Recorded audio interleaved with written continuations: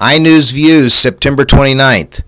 Asylum seekers from Indonesia are being turned away by the Australian Navy after conservative Tony Abbott implemented tough anti-immigration rules.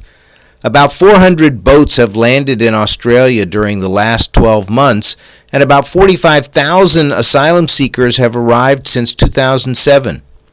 This week, a boat carrying 80 refugees sank, with 22 people, including 7 children, killed and 33 others missing and presumed dead. Human rights groups are condemning Australia's new policy. Saudi women are launching a bid to get behind the wheel in protest of the kingdom's ban on women drivers. This contentious issue is being publicized by prominent women's groups to modernize thinking in this Muslim country and reduce the financial burden felt by middle-class Saudi families who have to hire drivers for female family members. With the growing exposure to independent lifestyles abroad, returning Saudi women are adamant about being given the right to drive. China's rapid economic growth has come at the expense of increased CO2 emissions that now exceed those from the U.S.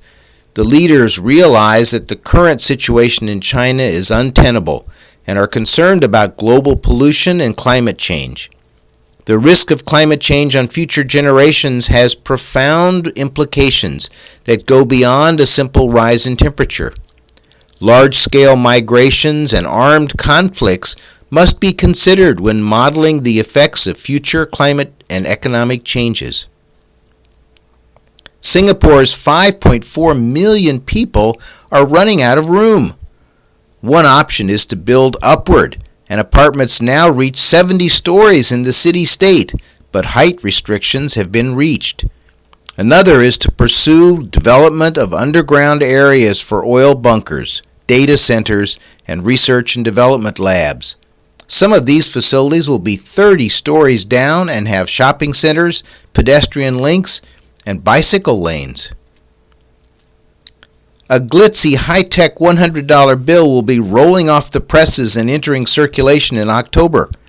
Color-changing ink and a 3D security ribbon are some of the changes to the bill to fight back against counterfeiters. Now merchants will be able to verify the authenticity of the bills without going to a bank or using a blacklight. The new design will cost an additional 4 cents per bill to print. Rowing from Japan to Alaska is an arduous journey of 6,035 kilometers.